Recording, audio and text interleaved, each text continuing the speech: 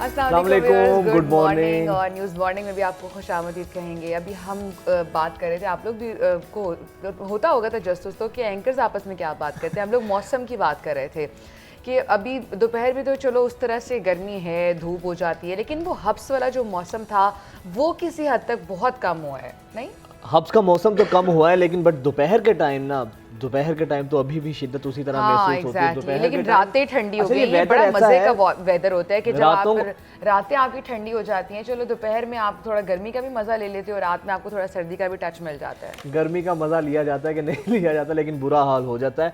अच्छा, फिर दूसरी चीज ये है आयशा कि इस वेदर में आपका ना तो खाने को दिल करता है, ये ऐसा हब्स वाला वेदर होता है, ना तो आप सही से खा पाते हैं, फिर ड्रेसिंग करने को आपका दिल नहीं करता। किसी फंक्शन में जाना हो तो मौत पड़ जाती है कि ड्रेसिंग कैसी करें या ड्रेसिंग क्या करें। एक तो इतनी स्वेटिंग सी होती है, बाहर आप एसी के बगैर 2 मिनट खड़े हो जाएं, सांस सा फूलने लग जाता है, स्वेटिंग होती वेदर का तो हम रोना, हम हर चीज़ का रोना वैसे रोते हैं। आज वजाहत का बर्थडे भी है, तो हमारी पूरी टीम की तरफ से वजाहत को बहुत बहुत हैप्पी बर्थडे। आज के दिन वजाहत, बहुत शुक्रिया, बहुत शुक्रिया। चलिए हम ये ऑनर नहीं पूछेंगे कि वजाहत आज कितनी बहारें देख चुके हैं जिंदगी की, ये बाद में मैं ये गुत्थी है सुझाने की कोशिश करेंगे और फिर बताएंगे। अच्छा, पहले एक टाइम था आयशा, वैसे आपस की बात है, पहले एक टाइम था सिर्फ लड़कियां उम्र छुपाती थी, अब लड़की भी छुपाते हैं, ये बिल्कुल। लेकिन मैं नहीं छुपाता, बट वैसे मैंने एक जेनेरिक बात की है। चलिए इस पे हम बात करेंगे, इस पे भी हमने बात करनी है। आज की जो टॉप स्टोरीज हैं वो हम सबसे पहले डिस्कस करेंगे।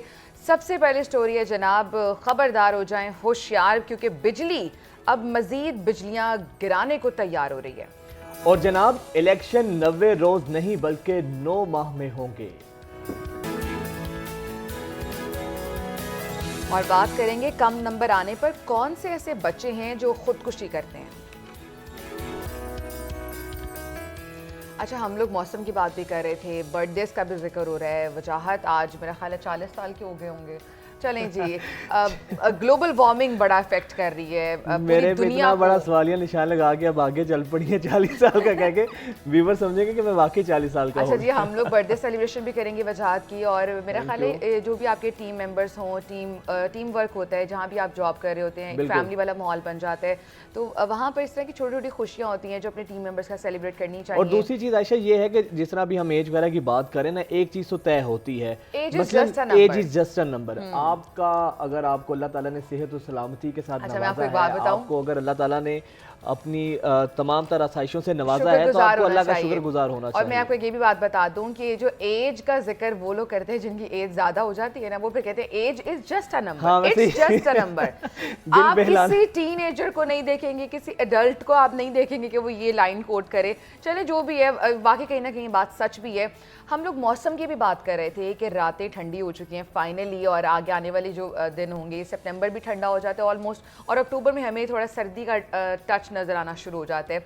लेकिन जो पूरी दुनिया इस वक्त अफेक्ट है ना, वो ग्लोबल वार्मिंग से अफेक्ट है, और उसका हमने ये भी असर देखा है कि जो बहुत बर्फीले इलाके थे, अंग्रेज़ों की चीखें निकल गई जी, वहाँ इतनी गर्मी पड़ी है और ग्लेशियर्स पिघल गए हैं, और जहाँ गर्मी पड़ती है वहाँ सैलाब आना शुरू हो गए हैं। यानी हर खित्ता पूरे मुल्क में या पूरी दुनिया की हम बात करें, कहीं ना कहीं ग्लोबल वार्मिंग से अफेक्ट हुआ है। अच्छा, और अब हम मक्का मुकरमा की बात करने वाले हैं, पाक सरजमीन की। वहाँ पर भी ग्लोबल वार्मिंग का हमने एक इफेक्ट देखा है, और वो ये कि वहाँ पर तूफ़ानी हवाएं चली हैं, और जो ज़ायरीन थे जो उम्रा करने के लिए वहाँ पर गए थे, उनका सामान उड़ता हुआ दिखाई दिया, और ये आप वीडियोज़ देख रहे हैं। और बिल्कुल आप इसमें ये देखें कि ये दुनिया के गर्म तरीन ममालिक में इस सऊदी अरब का भी शुमार होता है ना। अरब ममालिक वैसे ही बहुत ज़्यादा गर्म होते हैं, लेकिन आप देखें कि इतनी तेज़ हवाएं और इतना तेज़ तूफान आया है बारिश के साथ कि इवन के सिर्फ चीज़ें नहीं उड़ रही, बल्कि लोगों को भी जो है ना उसमें बहुत ज़्यादा मुश्किलात, अपने आप को संभालना लोगों का बहुत मुश्किल हो रहा था। अच्छा, वो खड़े नहीं हो पा रहे हैं, खड़े नहीं हो पा रहे हैं, हवा के प्रेशर के आगे वो बिल्कुल भी संभल नहीं पा रहे हैं।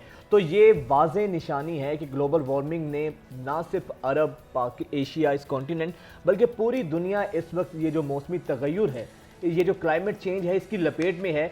और दूसरी जानिब एक ये बहुत ज़्यादा चीज़ है आयशा कि दुनिया को तो इस चीज़ का बहुत ज़्यादा इदराक है, इसके हवाले से बहुत ज़्यादा इक़दामात भी दुनिया कर रही है। पाकिस्तान में हम देखते हैं जितना सैलाब आ रहे हैं, बारिशें गैर मामूली हुई हैं, और तो हर साल ये खतरा होता है कि इस साल भी सैलाब आ सकते हैं। गवर्नमेंट्स को भी चाहिए, और मेरा ख्याल है कि हर फर्द वाहिद की जिम्मेदारी बनती है कि इस पर अपने अपना हिस्सा डालें, ताकि ग्लोबल वार्मिंग को ख़त्म करने में हम एक एज अ नेशन पूरा ना सिर्फ मुल्क, पूरी दुनिया एक हो सके, और ताकि आने वाली जो हमारी जनरेशन हैं वो महफूज हो सके। मैं इस पर बात करना चाहूँगी, जो हरमैन शरीफैन की इंतज़ामिया है वो बहुत अच्छी तरह से मैनेज करती है।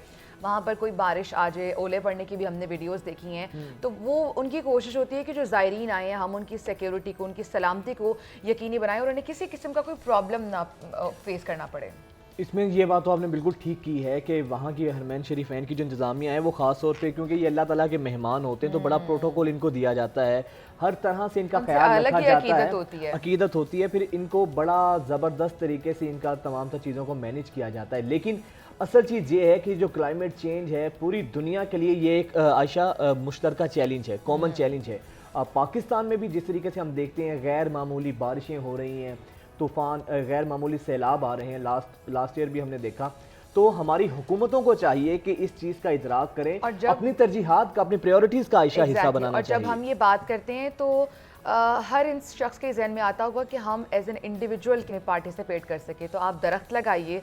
अगर एक बंदा भी 10 दरख्त लगाता है तो वो कहीं ना कहीं ग्लोबल वार्मिंग पे असरअंदाज होगा, और हमें जो क्लाइमेट चेंज का सामना है हम उससे भी निकल सकते हैं। और आयशा, मौसमी तगय्युर की तो हमने बात कर ली है, अब ज़रा कोई सियासी तगय्युर की भी बात कर लेते हैं। जो इस वक्त सियासी हालात हैं, हर आमो ख़ास हर शख्स के जहन में एक सवाल है कि इलेक्शंस अपने टाइम पर होंगे या नहीं होंगे।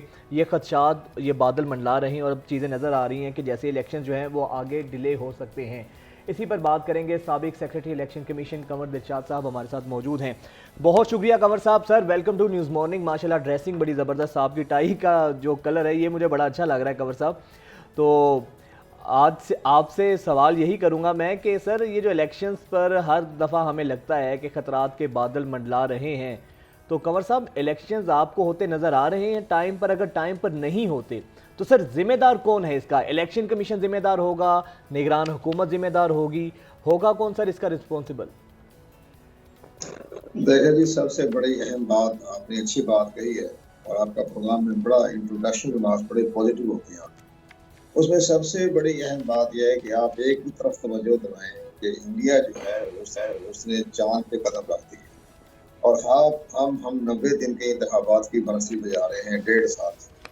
तो ये जनाब सूरत हाल बड़ी गंभीर भी है, लेकिन अगर हम इसको पॉजिटिव वे में देखें तो सदर मुमलकत ने जो चीफ इलेक्शन कमीशनर साहब को जो खत लिखा है, उसको अगर आप पॉजिटिव वे में देखें तो उसमें ये होता है कि उन्होंने अपनी आईनी जिम्मेदारी पूरी की है, और आइन की आर्टिकल 48 का जो सब सेक्शन 5 है उसकी रोशनी में उन्होंने कहा कि जनाब आप 90 दिन में इंतखाबात कराने के लिए मुझसे मशावरत करें। ये मशावरत का जिक्र उन्होंने किया है, उनको डेट उन्होंने दी है, क्योंकि सदर साहब पाकिस्तान के सिविल कमांडर भी हैं और बड़े दानिशमंद पाकिस्तान के प्रेसिडेंट हैं।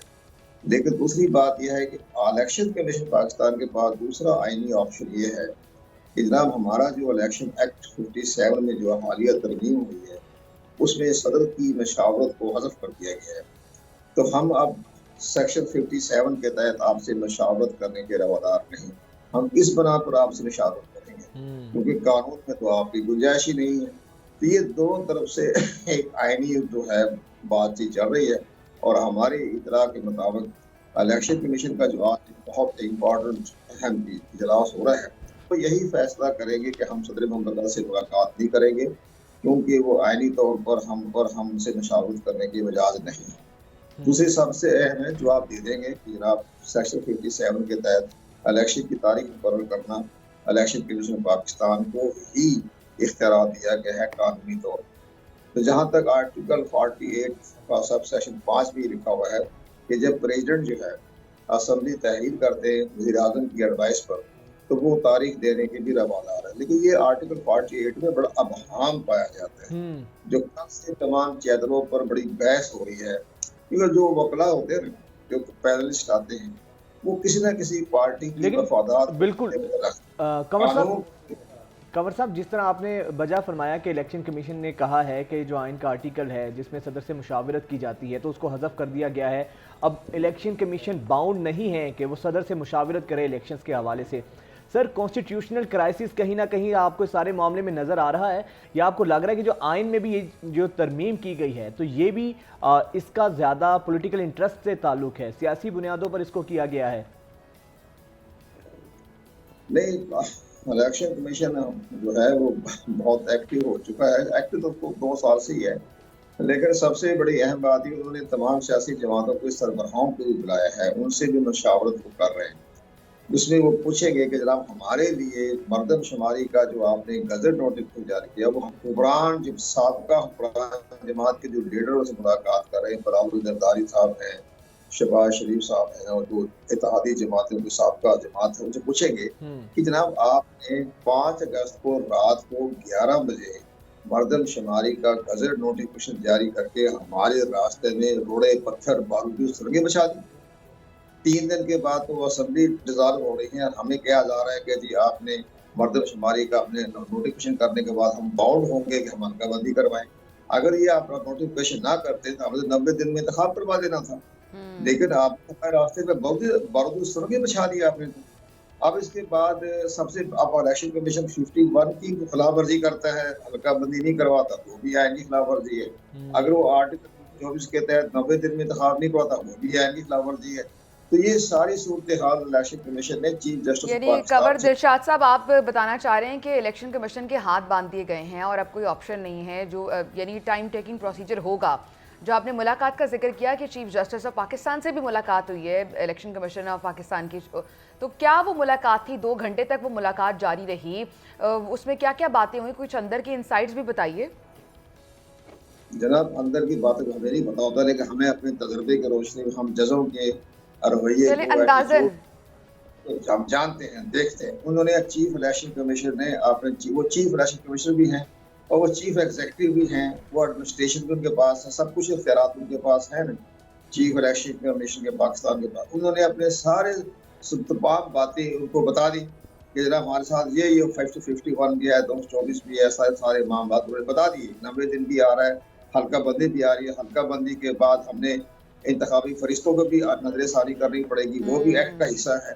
यानी जो अपने मसले मसाइल थे उन्होंने बता दिए हैं चीफ जस्टिस ऑफ पाकिस्तान को।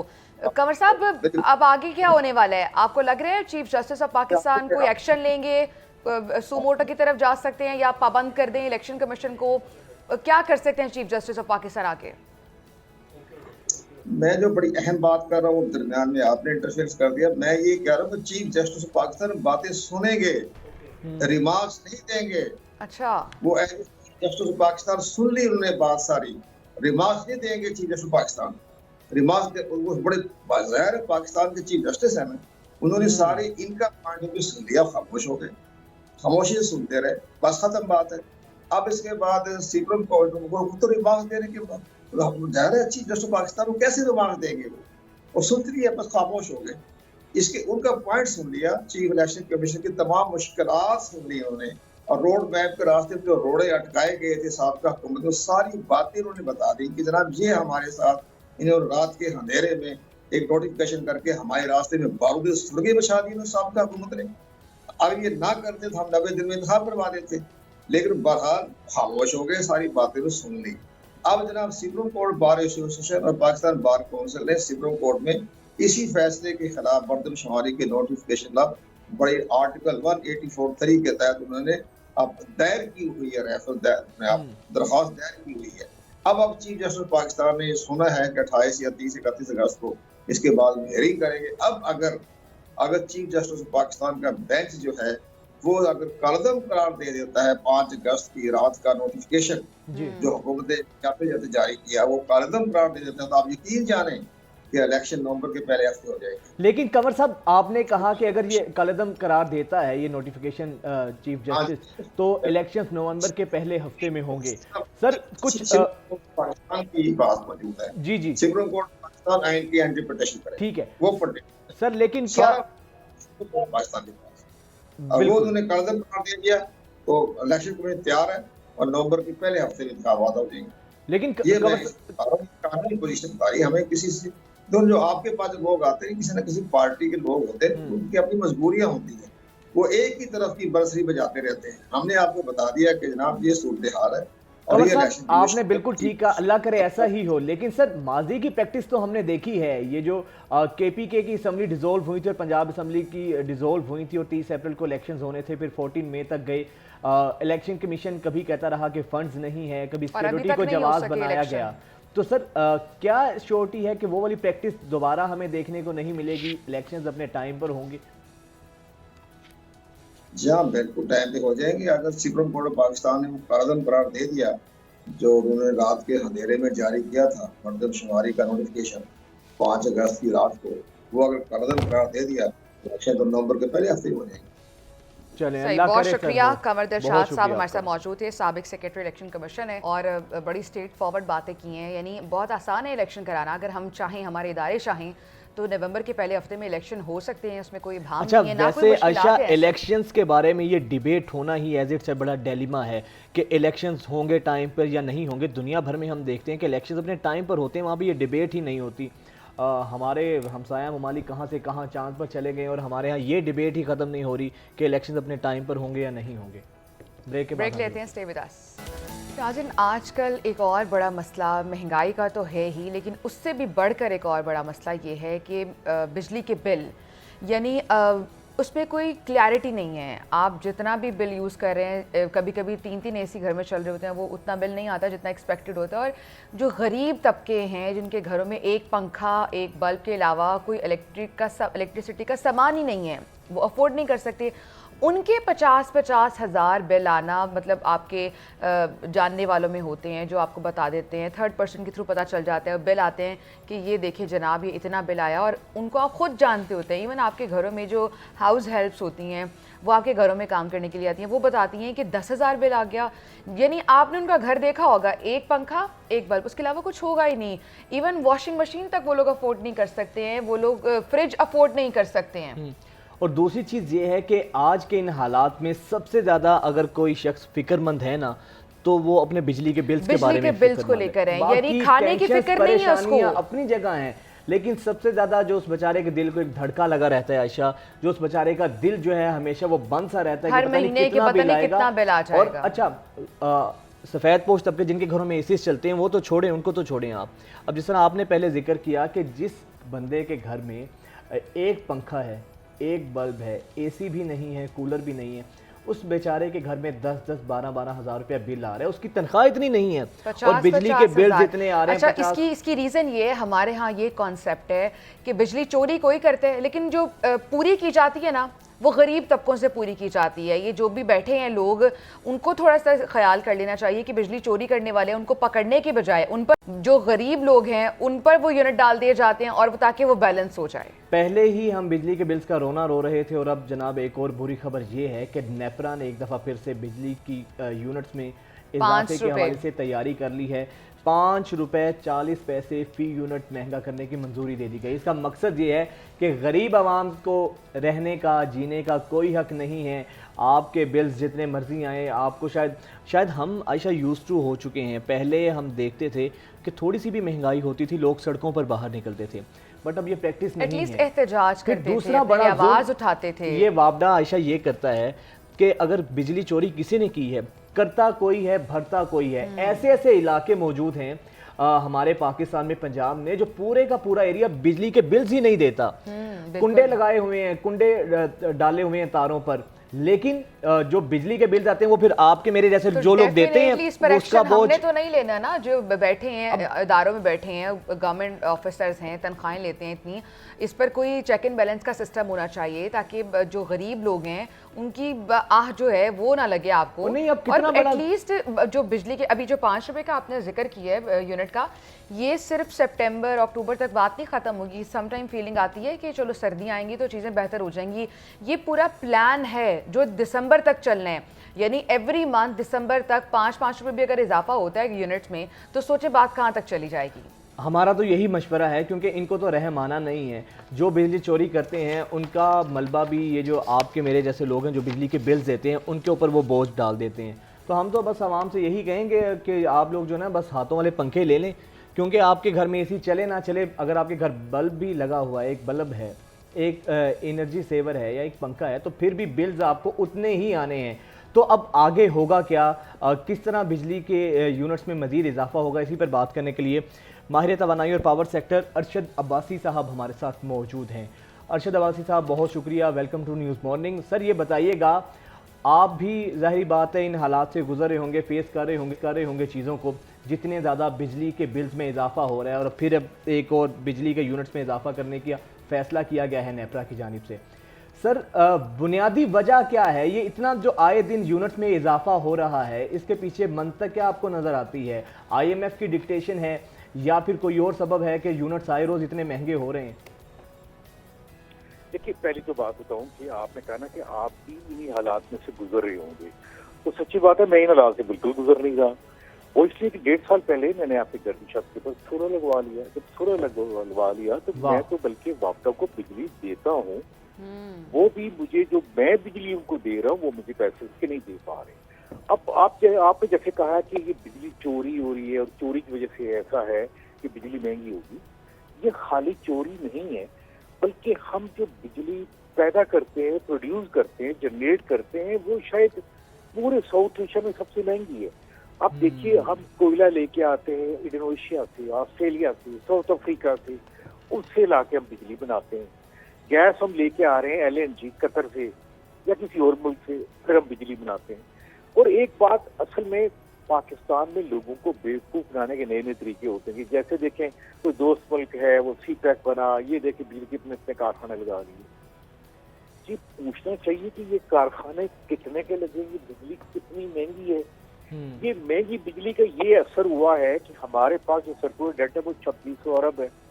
इस 2600 अरब को खत्म करने के लिए, जैसे आपने नाम सुना होगा ये मकबा, उन्होंने कहा भी देखे आपने ये पैसे बिजली के सार्फिन से पैसे पूरे करने हैं। ये असल में वो कड़ी शराइत है जो हमने जहाँ पे सजदा किया, हम माने और हमने कहा हाँ हम बिजली की कीमतें बढ़ाएंगे। तो अरशद साहब, अभी मजीद आगे क्या प्लान है, क्योंकि इस तरह की भी खबरें हैं कि मजीद यूनिट महंगे होने वाले हैं, आवाम पर मजीद बोझ डाला जाएगा।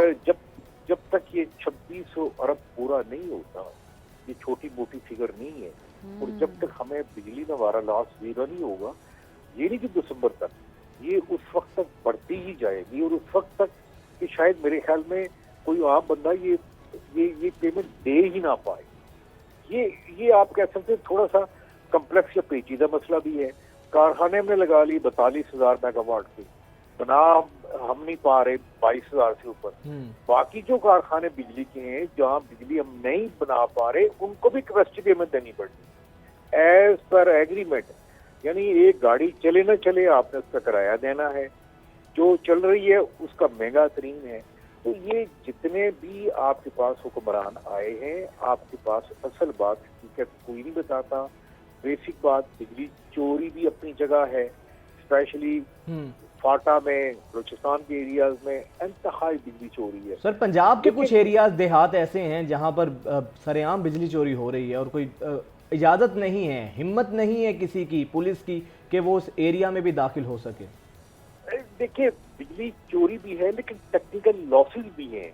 हम बेशक 450 अरब के साल की बिजली की ये चोरी या लॉसेस हैं, लेकिन ये लॉसेस खाली इस वजह से नहीं है कि चोरी हो रही है, लेकिन इस चोरी का भी हल आज से 4 साल पहले, अभी 2 माह पहले इसी प्राइम मिनिस्टर को लेटर लिखा है कि देखिए भाई ये कम हो सकती है, हाफ हो सकती है। इसके तरीके ये तो नहीं कि पूरी दुनिया में ये काम चल रहा है, चोरी हो रही है और आप पकड़ नहीं पा रहे, ऐसा मसला भी नहीं है। मसला ये है कि कोई हुक्मरान संजीदा तो है ही नहीं है।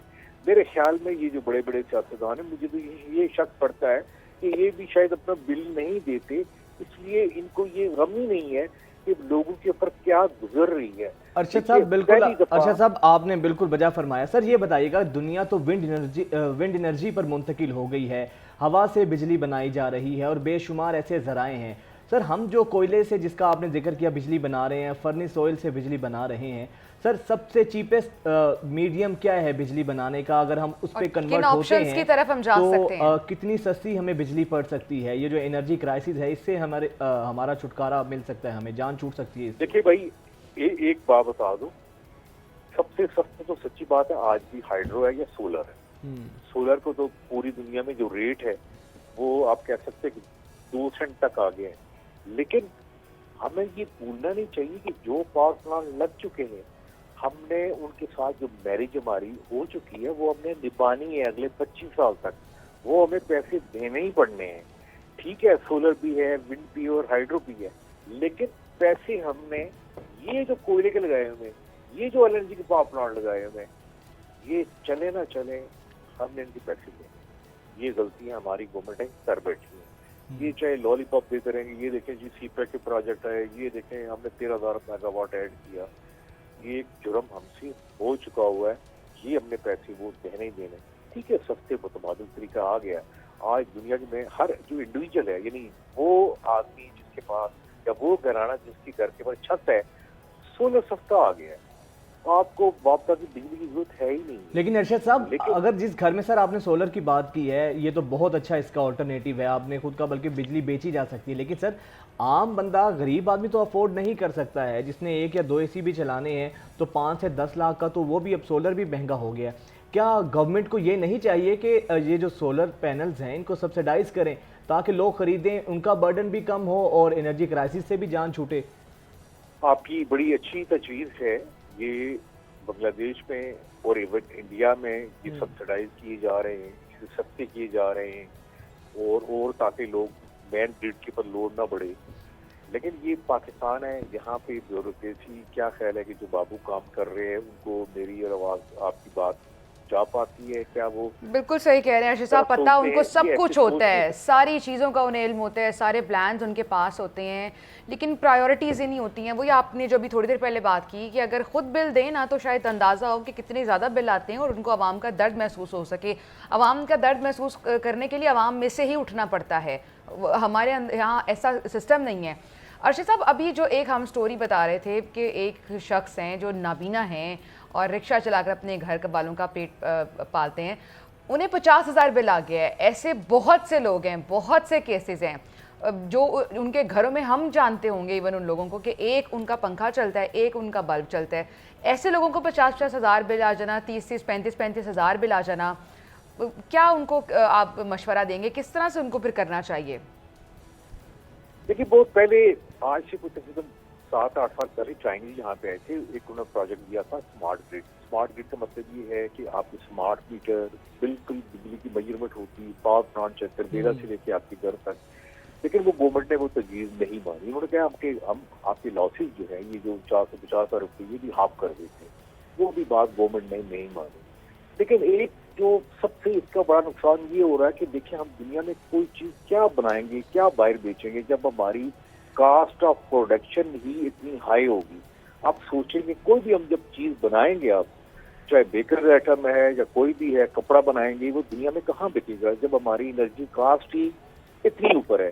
तो इससे आप ये समझ लें कि पाकिस्तान में ये बिजली बुनियादी चीज़ है, ना सिर्फ एक घर की जरूरत पूरी करती है, बल्कि ये किसी भी कौम की इक्तिसादी जो सिमत है उसके लिए बुनियादी बिल्कुल बिल्कुल सर, अरशद अब्बासी साहब, आपने वो नहीं बनेगी तो बुनियादी चीज़ है, ये नहीं कोई लग्जरी ये आइटम नहीं है, ये एक नीड में आता है। और जब आवाम को ये बेसिक नीड ही, इतनी बेसिक चीज़ इतनी महंगी मैसर हो तो लग्जरीज़ का तो आप बिल्कुल सवाल ही बहुत नीचे चला जाता है। यानी आवाम को आप बेसिक चीज़ों पर लगा दें तो वो कौमें कैसे तरक्की करेंगी, वो कौमें कैसे चांद पे पहुँचेंगी। और पाकिस्तान जैसे मुल्क में जहाँ पर इतनी ज़्यादा गर्मी होती है तो ये तो बुनियादी हक है और बिजली हर घर में होनी चाहिए, कोई लग्जरी डिमांड तो है नहीं है। हुकूमत को चाहिए कि इस पर देखें और खुदारा इतनी महंगी बिजली ना करें कि लोगों की जानें सस्ती हो जाएं। आपकी बिजली, मेरा ख्याल है आवाम को भी अब उठना चाहिए। कब तक बर्दाश्त करते रहेंगे, एक होना पड़ेगा एज ए नेशन और अपने हक के लिए आवाज़ उठाएं, एहतजाज करें, ताकि जो अरबाब इख्तियार है उन तक आपकी आवाज़ तो एटलीस्ट पहुंच सके। हमारी कोशिश होती है कि हम आपकी आवाज़ पहुंचा सकें, लेकिन जब तक आप लोग अपनी आवाज़ खुद नहीं निकालेंगे तो कोई भी आप लोगों के साथ खड़ा नहीं होगा। ब्रेक लेते, स्टे विद अस। ब्रेक के बाद एक दफ़ा फिर से आपको खुशामदीद कहेंगे। नाज़रीन, किसी भी नेशन की तरक्की हो या उनकी आपने देखना हो कि वो नेशन में किस हद तक अखलाक है, उनमें बर्दाश्त कितना है, तो ये सारी चीज़ें बहुत ज़्यादा मैटर करती हैं ना। अगर आपका हमारे मुल्क में ख़ास तौर पे हमने देखा है गुज़िश्ता कुछ अरसे से जो एक सियासी रवादारी होती थी, जो एक तहजीब होती थी, जो एक अपना कल्चर होता था, सियासी कल्चर में हमें कुछ अरसे में इतनी अदम बर्दाश्त देखने में आई है कि हम लोगों ने अपनी सियासी मुखालिफत की बुना पर सियासी मुखालिफत की बिना पर आयशा हम लोगों ने अपनी मुखालिफ खवातीन की इज्जतें, उनको हुटिंग करना, वो भी हमने उसको मुनासिब समझते, उस पे भी हम बात नहीं माजी में नहीं हुआ, माजी में भी इस तरह के वाक़यात होते थे, लेकिन अब एक ऐसी जमात जो शिद्दत इतनी ज़्यादा आ गई है, अदम बर्दाश्त का कल्चर इतना बढ़ चुका है कि हम किसी की एक बात बर्दाश्त नहीं कर पाते हैं। उससे भी बढ़कर ये कि एक जमात जो दूसरी जमात के ख़िलाफ़ प्रोपेगेंडा करती है, सियासत में ये सब होता रहता है, इसमें कोई बड़ी बात नहीं है। लेकिन मसला तब आता है जब आप हाउ यू रिएक्ट, आपकी जमात दूसरी जमात की जो भी मसाइल उनको लेकर रिएक्ट कैसे करती है, वहाँ से प्रॉब्लम्स जनरेट होते हैं। हम लोग बात कर रहे हैं पाकिस्तान तहरीक इंसाफ के कुछ कारकुनान हैं, ओवरसीज़ कारकुनान हैं, जो नून लीग के जो वर्कर्स हैं, जो ख़वातीन हैं, उनको रोक कर इस तरह के जुमले कसते हैं, पब्लिकली उनको ह्यूमिलिएट किया जाता है, वीडियोस बनाई जाती हैं कि जस्ट आप अपने लीडर को खुश कर सकें, आप सोशल मीडिया पर व्यूज़ ले सकें और आप ये बता सकें जी हम बहुत बड़े हैं, कि हमने एक चोर को चोर कहा है तो हम बड़े हो गए। ऐसा नहीं है। आप एक निहत्ते, कोई भी हो, वहाँ पर ख़वातीन हैं, अपनी फैमिली के साथ हैं, वो वहाँ पर सियासी कारकुन के तौर पर तो नहीं गई हैं। आप उनको ह्यूमिलिएट करें, उन पर जुमले कस रहे हैं। खाना काबा, मस्जिद नबी, आपने वहाँ उनको नहीं बख्शा, जो उनके बारे में आपने वहाँ जुमले कसे, तो ये कौन सी आपकी उनसियत है, कौन सी मोहब्बत है आपकी अपनी पार्टी के साथ? दूसरी चीज़ ये है आयशा कि आप अपनी आने वाली नस्लों को पैगाम क्या दे रहे हैं। अब एक खातून है, अगर वो आपकी सियासी मुखालिफत भी है, बट इट डजंट मीन कि आप उसकी सरेआम बीच बाजार में, बीच चौराहे में किरदार कुछ करें। अब ये फुटेज देखें, ये हिना परवेज भट्ट हैं, नून लीग की रहनुमा है, उनका बेटा साथ खड़ा है। अब ये अगर ऑडियो आपको सुनवाई जाए, शायद ऑडियो भी हो, अगर कोई शॉर्ट इसका है, आप देखें कि वो उसके बेटे के सामने उसकी माँ को किस तरीके से पीटीआई के लोग बुरे बुरे अलकाबात से नवाज रहे हैं, क्या क्या जुमले कस रहे हैं, चोर। और हिना परवेज भट्ट ने वापस रिप्लाई करने की कोशिश की, उनको जवाब देने की, बेटे ने मना कर दिया। अच्छा, ये देखिए, ये होती है परवरिश, ये सियासी परवरिश होती है, ये घरों से सिखाया जाता है कि जवाब दे सकती थी, ऑब्वियसली उनके पास भी जबान है, बात कर सकती हैं। जुनेद सफदर के साथ जो हुआ, मतलब जो उन पर इवन मारने की भी समटाइम्स उनको कोशिश की जाती है और उसके बाद और उन्होंने हाउ ब्यूटीफुली मरियम औरंगजेब साहिबा को जिस तरीके से जुमले, फिक्रे, बाजारी जबान का इस्तेमाल किया गया। आप अपने मुल्क के कपड़े बाहर जाके धो रहे हैं, बाहर की दुनिया में क्या इमेज आप दिखा रहे हैं कि ये आपकी तरबियत है, ये आपकी सियासी तरबियत है। सियासत तो रवादारी का नाम होती है, बर्दाश्त का नाम होती है। हम अपनी सियासी मुखालिफत में इस हद तक जा चुके हैं। पहले एक टाइम था आयशा कि जब ये वीडियोस देखें, मतलब ये आप बाहर जाकर जो कर रहे हैं। अच्छा, एवन फील्ड के बाहर ना एक टोला खड़ा रहता है कि जैसे ही कोई वहां से निकलेगा हमने उस पर अटैक करना है, और पाकिस्तान के झंडे पकड़े होते हैं। प्लीज ये मत करें, आप पाकिस्तान को रिप्रेजेंट नहीं कर रहे, आप एक पार्टी को तो रिप्रेजेंट कर रहे होंगे, एक लीडर को खुश करने के लिए कर रहे होंगे, करें, आपका जो दिल चाहता है करें, लेकिन पाकिस्तान के नाम पर ये सब मत करें। पाकिस्तान में ऐसे लोग नहीं हैं, बहुत कम लोग होंगे। ये एक टोला होता है जो पूरे पाकिस्तान को रिप्रेजेंट करने की कोशिश करता है, ठेका ले लेता है पूरे पाकिस्तान का। ऐसा नहीं होता। जो मस्जिद नबी में जिन लोगों ने हरकतें की वो पाकिस्तानी नहीं थे, जो अब ये सब कर रहे हैं वो पाकिस्तानी नहीं है। हमारा ये सारी बात करने का मकसद आयशा यही है, हमारा किसी पार्टी के साथ कोई ताल्लुक ऐसा नहीं है, लेकिन बिल्कुल ये एज ए नेशन हमें सर शर्मिंदगी से झुक जाते हैं कि हमारी खवातीन, चाहे वो किसी की पार्टी से हैं, बाजारों में जाकर गंदी गालियां देते हैं। उन्होंने अपनी फैमिली के साथ कहीं खाना हो तो तब आप इनका मैं आपको इसकी रीजन बताती हूँ वजाहत। जब आपके अपने लीडर पब्लिकली आकर ये बातें करेंगे ना कि आपके बच्चों को कोई रिश्ता नहीं देगा, आप सड़कों पे जाने के काबिल नहीं रहेंगे, आप फलां नहीं कर सकेंगे, आपको खानदान में कोई मुंह नहीं लगाएगा, जब आपका अपना लीडर ऐसी बातें करेगा तो यही चीजें प्रमोट होंगी। आपके जो वर्कर्स है ना, उनको यही मैसेज मिसाल तो ऊपर से कायम होती है, जो लीडर आपका करता है वही नीचे वर्कर्स तक मुंतकिल होता है। लेकिन आशा, ये बात सिर्फ ना पीटीआई तक महदूद नहीं है। नून लीग भी माजी में जो गुल खिलाती रही है वो भी किसी से ढके छुपे नहीं है। बेनज़ीर साहिबा के ऊपर किस तरीके से क्या कुछ फिक्रे नहीं कसे गए, क्या कुछ उनकी किरदार कुशी नहीं की गई, गो कि उन्होंने अब सबक सीख लिया है, और शायद बहुत अच्छा सबक सीख लिया कि किसी भी पार्टी को ऐसा नहीं करना चाहिए। और पीपल्स पार्टी, मैं कहती हूँ कि हमारा तो किसी जमात से कोई ताल्लुक नहीं है, ये जो बिहेवियर्स ही होते हैं जो आप डिस्कस करते हैं उनको अप्रिशिएट करते हैं पीपल्स पार्टी की जो भी ख़वातीन हैं, जो वर्कर्स हैं, वो इतने वेल बिहेव्ड, वेल ऑर्गेनाइज्ड, नपा तुला बोलते हैं, उनको पता है क्या बात करनी है और उनको तनकीद बड़े अच्छे से। अच्छा, ये हमें ना as a society, as a nation कोई सिखाता ही नहीं है कि आपने तनकीद को कैसे हैंडल करना है, आपने नेगेटिविटी को कैसे हैंडल करना है, आपने रिजेक्शन को कैसे हैंडल करना है। में बहुत ज़्यादा फ़र्क होता है। तनकीद करनी चाहिए लेकिन तस्दीक नहीं करनी चाहिए। अच्छा, ख्वाजा आसिफ साहब को आप देख लें, सीनियर रहनुमा है, मसलन सीनियर तरीन पॉलिटिशियंस में उनका शुमार होता है। जिस तरीके से वो ख़वातीन के बारे में, अपनी मुखालिफ ख़वातीन के बारे में अलकाबात इस्तेमाल करते हैं, शीरी मज़ारी साहिबा के बारे में क्या कुछ उन्होंने वर्ड्स यूज़ नहीं किए, पीटीआई की जो ख़वातीन हैं उनके बारे में क्या कुछ अल्फाज इस्तेमाल नहीं हुए। आप खुदारा आप लोग अपनी सियासत करें, लेकिन आइंदा आने वाली नस्लों को आप क्या सबक दे के जा रहे हैं? एक जो सियासी रहनुमा होता है वो कौम का बाप होता है, अच्छा, वो मोहसिन होता है, लेकिन आप लोग क्या रिवायत डाल रहे हैं? यही टोले होते हैं, यही चंद लोग होते हैं जो सियासत को गंदा कर देते हैं, और सियासत को गंदा करके जब फिर सियासतदान को जब गंदा कहा जाता है फिर इन्हें तकलीफ होती है कि भाई हमें गंदा ना कहें। तो भैया आप अपनी ज़बान से मोहब्बत फैलाएं, सियासत करें, इख्तलाफ अपनी जगह होता है, लेकिन इख्तलाफ राय को बयान करने का भी एक हुस्न होता है, एक तरीका होता है। और ये जो ओवरसीज़ पाकिस्तानी कर रहे हैं ना, ये इतना डिस्टर्बिंग है।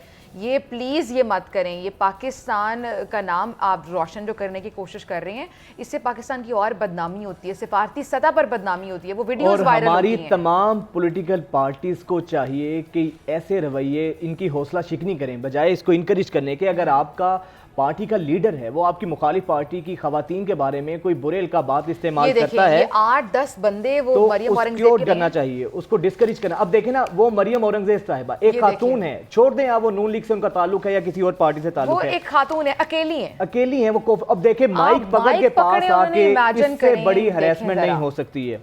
ये पुरानी वीडियो है, लेकिन जब जब देखते हैं ना, यकीन माने दुख होता है। ये उनका बच्चा उनके साथ मौजूद है ना, परवेज है वो वहाँ पर कहीं, और ये देखें ये पीटीआई का झंडा लेकर ये लोग आ गए वहाँ पर। यानी वो जो आसपास लोग खड़े हैं उनको आप क्या मैसेज दे रहे हैं कि आप पीटीआई से हैं या पाकिस्तान से हैं? पाकिस्तान का तो पासपोर्ट पहले ही बहुत बदनाम है, आप ऐसी हरकतें करके और बदनाम ना करें, अपना हिस्सा ना डालें। तो ये तमाम पॉलिटिकल पार्टीज़ को सोचना चाहिए। अभी हमने बात करनी है खेल के हवाले से, और आपने देखा कि क्रिकेट को हम हमेशा डिस्कस करते हैं, बिकॉज क्रिकेट एक तो बहुत ज़्यादा पाकिस्तान में पसंद की जाती है, ना सिर्फ पाकिस्तान में, वर्ल्ड वाइड। और अभी एशिया कप भी होने वाला है, और कल हमने देखा कि इंडियन क्रिकेट बोर्ड ने भी अपनी टीम अनाउंस कर दी है एशिया कप के हवाले से, और वो भी बड़ी बैलेंस टीम लग रही है, टक्कर का मुकाबला देखने को मिलेगा। अच्छा, ये फ़र्क नहीं पड़ता कौन जीते कौन हारता है, मैच अच्छा जब देखने को मिल जाता है ना, साफ शिकन मैच, लास्ट बॉल मैच, उसका अच्छा, मजा ही बिल्कुल और है। आपने हार जीत मैटर नहीं करती, मैटर ये करता है कि आप फाइट किस तरह करते हैं, आप मुकाबला किस तरह करते हैं, और उसी मैच का मजा आता है ना। इंटरनेशनल टीमें एशिया कप खेलने के लिए पाकिस्तान पहुंच चुकी हैं, कुछ टीमें कराची पहुंची हैं, उनके कुछ मैचेस, प्रैक्टिस मैचेस भी होंगे, और 31 अगस्त को पहला मैच होने वाला है। मुल्तान में ये ओपनिंग मैच होगा एशिया कप का, और वहाँ भी तैयारियाँ चल रही हैं। और ये बहुत अच्छी बात है कि एशिया कप सारे मैचेस होना थे, लेकिन सारे मैचेस नहीं हो सके, हमारे हमसायों को बड़ा मसला है। इससे ज्यादा अच्छी बात होती अगर ये एशिया कप सारा पाकिस्तान में हो रहा होता। पाकिस्तान, आप इमेजिन करें ना।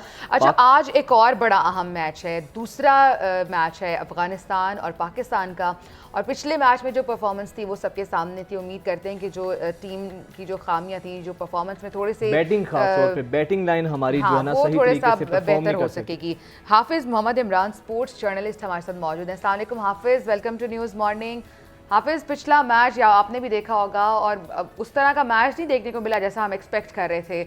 आज आपको लग रहा है वैसा मैच होगा? देखिए, बात यह है कि वनडे क्रिकेट की बात करते हैं तो पाकिस्तान और अफ़गानिस्तान की टीमों के माबैन बहुत फ़र्क है, क्योंकि जब इसमें कुछ शक नहीं है कि जब T20 क्रिकेट खेलती है अफ़गानिस्तान की टीम, तो वो महदूद ओवर्स होते हैं। वो उनके खेल को और उनकी प्रैक्टिस को, या जिस तरह की क्रिकेट वो खेलते हुए आ रहे हैं गुज़िश्ता चंद बरसों से, वो उनको ज़्यादा सूट करती है, वो या उसमें वो ज़्यादा अच्छा खेल पेश करते हैं। लेकिन जब आप 50 ओवर्स की क्रिकेट में जाते हैं तो वो आपको लंबी बैटिंग की ज़रूरत होती है, आपको सब्र की, तहम्मुल की, बर्दाश्त की ज़रूरत होती है, आपने इनिंग्स को लंबा करना होता है। तो उस जगह पर जब जाते हैं तो फिर वहाँ पर उनको मसाइल का सामना करना पड़ता है। इसी तरीके से पाकिस्तान को यही एक बड़ा फ़र्क है पाकिस्तान और अफ़गानिस्तान की टीमों के माबैन के। पाकिस्तान के क्रिकेटर्स, पाकिस्तान के बैटर्स एक अच्छा रिकॉर्ड रखते हैं 50 ओवर्स की क्रिकेट का। उनकी फ़र्स्ट क्लास क्रिकेट है, जो कि अफ़गानिस्तान को जिसकी सहूलत मैसर नहीं होती है उस तरह की तैयारियों की। तो ये एक बड़ा फ़र्क ज़रूर मौजूद है और आने वाले दिनों में भी आज भी और आने वाले दिनों में भी मतलब किस खेल में किसी भी दिन कुछ हो सकता है, लेकिन मजमूई तौर पर पाकिस्तान की बर्तरी वनडे क्रिकेट में अफ़गानिस्तान के ऊपर आपको नज़र आएगी। और फिर जब अहम मौक़े आते हैं, अगर कहीं मैच बहुत करीब चला भी जाता है, तो जो तजर्बाकार टीमें होती हैं वो ऐसी हालात से बहुत मरतबा गुज़र चुकी होती हैं, वो ज़्यादा बेहतर तरीके से उस दबाव का मुकाबला करती हैं और फिर बाहर निकल आती हैं। तो ये बात ठीक है कि वो मुकाबला नहीं मिला, लेकिन इसमें कुछ शक नहीं है कि अफ़गानिस्तान ने जब वो बॉलिंग कर रहे थे तो पाकिस्तान के लिए मसाइल पैदा किए। पाकिस्तान इस तरह की कारकर्दगी की तवक्को नहीं की जा रही थी कि पाकिस्तान इतने कम रन्स पर आउट होगा, लेकिन हमारी पार्टनरशिप्स लगती रहीं। इमाम के रन, इफ्तिखार के रन, नसीम और शादाब को देख लें तो जो बैटिंग की डेप्थ है, जो लंबाई है, गहराई है पाकिस्तान की बैटिंग में, उसने फ़ायदा दिया और पाकिस्तान ने इतने रन हाफिज बैटिंग की आप बात करें, बाबर आजम सिफर पर आउट हो गए, फ़खर जमान उस तरह से परफॉर्म नहीं कर पाए और बहुत इनिशियल उन्होंने अपनी विकेट दे दी। तो जो हमारे बैटर्स हैं वो स्पिनर्स को खेल नहीं पाते हैं। इस पर यकीनन उनके इल्म में होगा, कोचेस के इल्म में भी होगा, इस पर वर्कआउट हो रहा है, होना चाहिए या फिर क्या स्ट्रैटेजी अपनानी चाहिए? देखिए, एक मसला पाकिस्तान की बैटिंग का ये है तो ज़रूर कि उनको अगेंस्ट स्पिन ज़्यादा मुश्किलात का सामना करना पड़ता है। गो कि अभी हाल ही में पाकिस्तान ने टेस्ट क्रिकेट खेली श्रीलंका में और पाकिस्तान ने वहाँ पर अच्छा परफॉर्म किया, लेकिन अगर आप गुज़िश्ता 2-3 बरस में भी देखते हैं तो पाकिस्तान के बल्लेबाजों को अच्छे स्पिनर्स के ख़िलाफ़ हर तरह के क्रिकेट में मसाइल का सामना रहा है। T20 क्रिकेट में भी आप T20 वर्ल्ड कप को देख लें, जब पाकिस्तान ऑस्ट्रेलिया में खेल रहा था तो वहाँ पर आदिल रशीद बहुत ज़्यादा मुश्किलात पैदा उन्होंने की पाकिस्तान के बल्लेबाजों के लिए। यहाँ पर देख लें, आप मुजीब को देख लें, राशिद नबी, ये सब के सब लोग जो हैं इन्होंने पाकिस्तान के लिए मुश्किलात पैदा की। क्योंकि पाकिस्तान के लिए मसला ज़रूर है, पाकिस्तान के बल्लेबाज उतना अच्छा स्पिन को नहीं खेल रहे हैं जितना उनको खेलना चाहिए। तो ये एक मसला ज़रूर है। हाफिज, T20 मैच हो तो आप स्पिनर्स को किसी ना किसी तरह टाइम मैनेज करके निकल जाते हैं, लेकिन जब 50 ओवर्स का मैच होता है तो स्पिनर से आपका ज़्यादा पाला पड़ता है, ज़्यादा आपको स्पिनर्स को खेलना पड़ता है। एशिया कप पे आगे क्या स्ट्रैटेजी होनी चाहिए और किस तरह से ओवरकम किया जा सकता है, लाइन और लेंथ को किस तरह से मैनेज करें तो स्पिनर्स को अच्छा खेल सकते हैं? और जब हमारे कप्तान आउट होते हैं तो फिर टीम का मोराल बड़ा डाउन हो जाता है। देखिए, जहाँ तक ताल्लुक इस चीज़ का ना कि T20 क्रिकेट में पाकिस्तान, चूँकि ओवर्स कम होते हैं, जब आप 50 ओवर्स में, तो जिस बॉलर ने 4 ओवर करने हैं 50 ओवर में वो 10 ओवर्स करेगा, तो आपको ज़्यादा खेलना है, ज़्यादा क्रीज पे आपको वक्त गुजारना है। तो जो वेरिएशन है पाकिस्तान के बैटर्स के लिए, मसला ये है कि अगर कोई लेग स्पिन करते हुए गुगली करता है तो वो उसको पढ़ने में नाकाम रहते हैं। इसी तरीके से टॉप स्पिन को या सीधा बॉल है उसको पढ़ने में नाकाम रहते हैं, एक ही तरह से खेलने चले जाते हैं, जिस वजह से आप देखें जैसे अली सलमान आगा आउट हुए राशिद खान के गेंद के ऊपर, तो वो उसको लेग स्पिन खेले लेकिन वो गुगली हुआ, अंदर आया बॉल, तो वो उससे अब वो उसको पढ़ नहीं पाए हैं। तो बुनियादी तौर पर जब आप स्पिन को अच्छा उसी तरीके से खेल पाते हैं कि जब आप हाथ से निकलते हुए किसी भी बॉलर की गेंद को पढ़ लें, जब आप गिरने के बाद उसको जाते हैं तो आप खासी आपको ताख़ीर हो चुकी होती है, लेट हो चुके होते हैं। तो एक तो ये मसला है कि पाकिस्तान के बल्लेबाज जो हैं वो स्पिनर्स को हाथ से पढ़ने में नाकाम हो रहे हैं, वो वहाँ से पिक नहीं कर पाते हैं, जिसकी वजह से उनको खेलने में मुश्किलात आती हैं। अच्छा हाफिज साहब ये भी बताइएगा कि हमने ये देखा कि जिस तरह पाकिस्तान की बैटिंग लाइन बड़ी हमें वो लड़खड़ाती हुई नज़र आई, अफ़गानिस्तान भी उस तरीके से नहीं खेल सका। सर, इसकी एक वजह आपको ये नहीं लगती कि हमने शायद ODI को बहुत ज़्यादा निगलेक्ट कर दिया है? काउंटीज़ खेलते हैं, फिर PSL, फिर T20, तो ये जो T20 फॉर्मेट है इसने हमारे ODI क्रिकेट को कहीं ना कहीं डैमेज किया है। क्रिकेट हो कम रही है, वनडे क्रिकेट हो कम रही है। अगर आप शाहीन के मैचेस देख लें, हारिस के मैचेस देख लें, तो ये बहुत कम मैचेस हैं उनके वनडे क्रिकेट के। इसके निस्बत अगर आप उनके T20 मैचेस देखेंगे तो उनकी तादाद बहुत ज़्यादा है। तो ये कम तो हुई है वनडे क्रिकेट, और ये सिर्फ पाकिस्तान में, दुनिया में भी वनडे क्रिकेट उतनी ज़्यादा अब नहीं खेली जाती है, कम खेली जाती है। लीग क्रिकेट की तरफ बहुत ज़्यादा, T10 की तरफ जा रही है दुनिया। देखिए, अब उसके जो माली फ़ायदे हैं या माली फ़वाइद हैं या जो उसमें कमर्शियल उसकी वैल्यू है, जिस तरह से आप स्पॉन्सर्स को देख लें, उनका उस तरफ रुझान है, तो वो ड्राइव तो करती हैं ना चीज़ें। जहाँ से आपको मुनाफा मिलेगा, जहाँ पर आपको पैसे मिलेंगे, तो वहाँ पर तरजीह तो होगी लोगों की। आप देखेंगे अब तो न सिर्फ आपके जो मौजूदा दौर के क्रिकेटर्स हैं वो हर तरह के क्रिकेट खेल रहे हैं, बल्कि अब तो ये T10 T20 ने आप देखें कि जो 40-40 45-45 साल के खिलाड़ी हैं उनको भी जिंदा कर दिया है, जो रिटायर हो दुनिया चुके थे, जो गुमनामी की जिंदगी गुजारे थे, वो भी सामने आ गए हैं। वापस आ गए।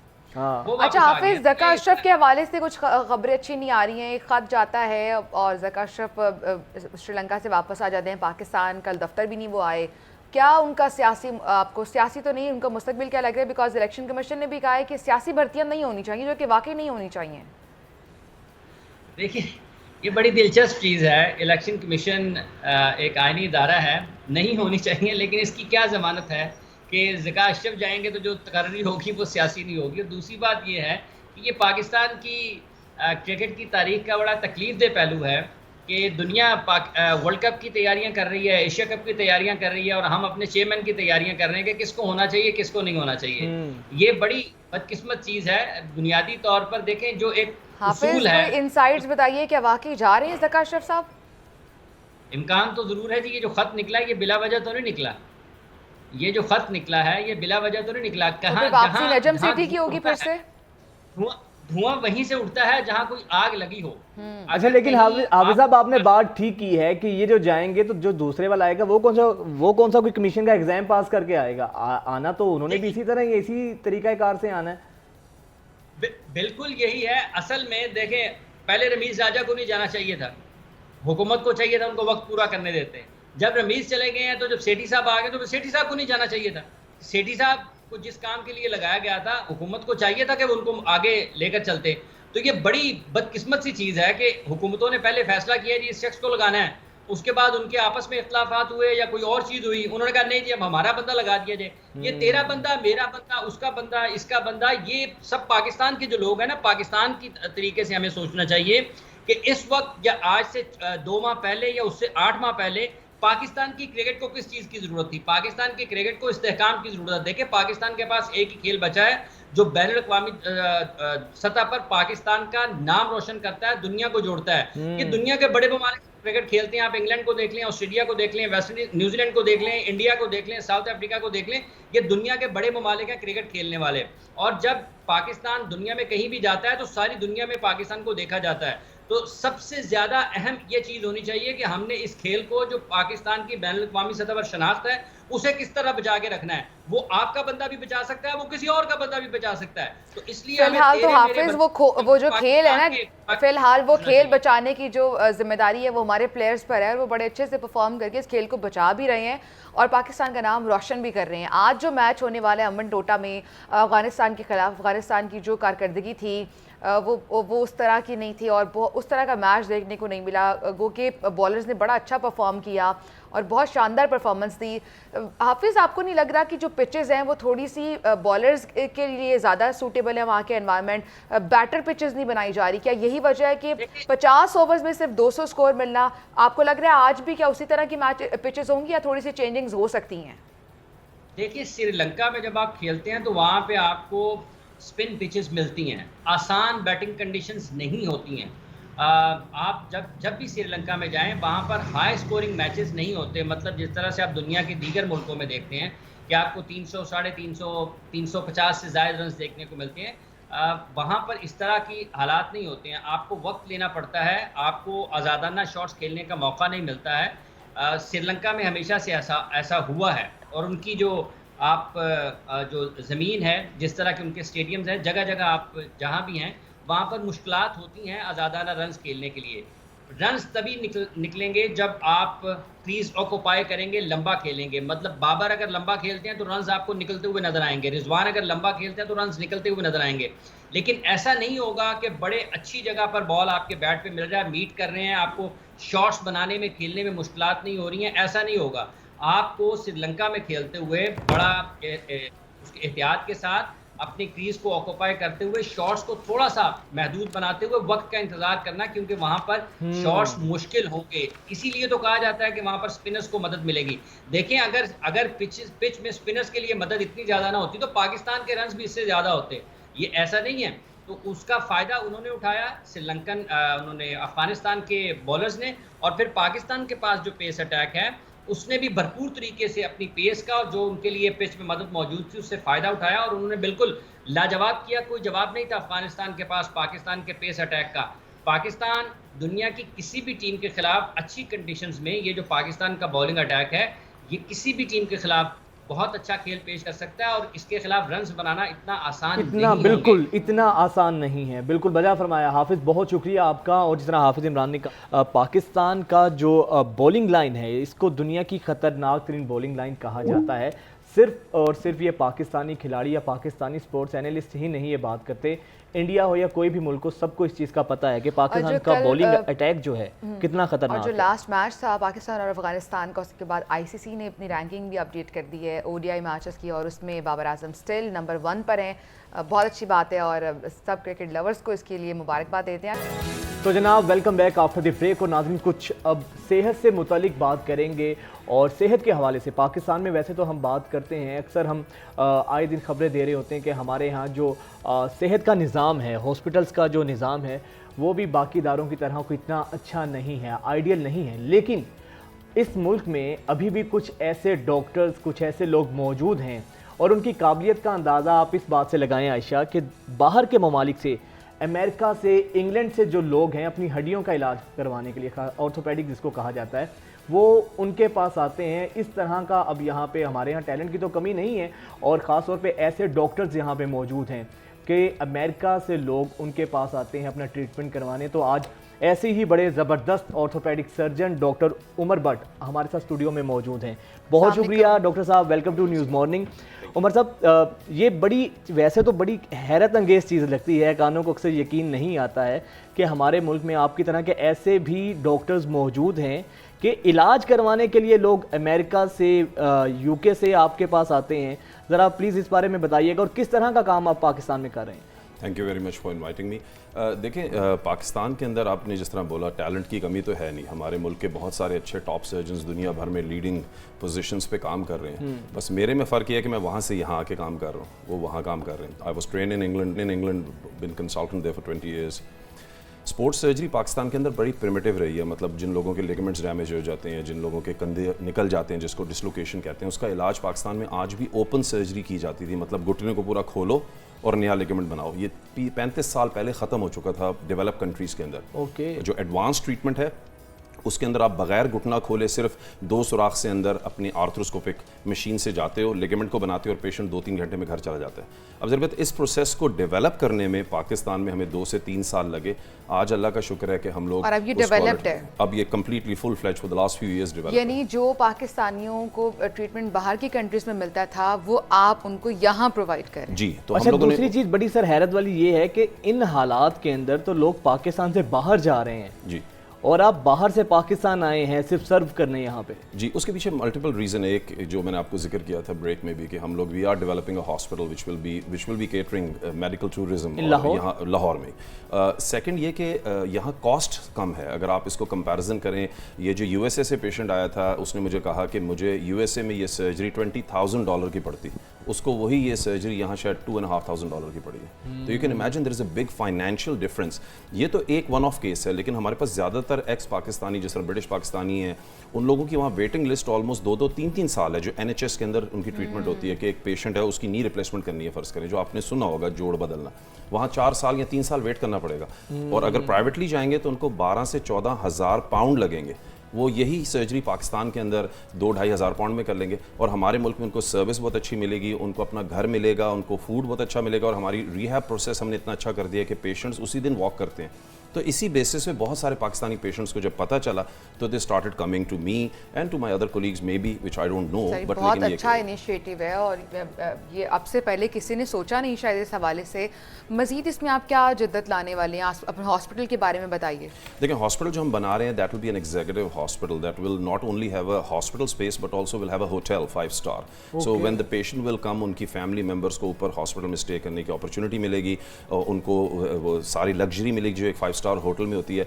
अब हमारे पास बहुत सारे ऐसे पेशेंट्स हैं, हम जानते हैं कि हम पाकिस्तान में चैरिटी का काम बहुत करते हैं, लेकिन एलीट क्लास के लिए वो लोग जो बेचारे बाहर मुल्क जाते हैं सर्जरी कराने इतने पैसे एक्सपेंस करके, या हमारे स्पोर्ट्स प्लेयर प्रोफेशनल जिनको ऑस्ट्रेलिया जाना पड़ता है, उनको अगर वही सर्विस वाइट ब्रिटिश सर्जन्स या पाकिस्तानी जो बाहर से ट्रेंड होकर आए या यहाँ लोकली जो अच्छे सर्जन्स हैं वो उनको वो सर्विस प्रोवाइड करें, तो हमारे मुल्क में मेडिकल टूरिज्म बढ़ेगी। अब टर्की के अंदर कितने लोग जाते हैं, हज़ारों की तादाद में, तो इस तरह हम पाकिस्तान में क्यों करवाने यहाँ से बेशुमार लोग बहुत जाते हैं, तो हम अपने मुल्क को प्रमोट करेंगे कि हमारे मुल्क में लोग। मज़ीद भी कुछ डॉक्टर्स आप बाहर से बुला रहे हैं यहाँ पर? मेरे पास रेगुलर बाहर से डॉक्टर्स आ भी रहे हैं, आते भी हैं, और हमारा जो हॉस्पिटल बन रहा है उसके अंदर ऑलमोस्ट शायद 30 से 40% फॉरेन डॉक्टर्स हैं। अच्छा ये बताइएगा सर कि आपने बाहर का भी हेल्थ सिस्टम देखा है बड़े करीब से, पाकिस्तान का हेल्थ सिस्टम, इसकी भी हालत आपके सामने है।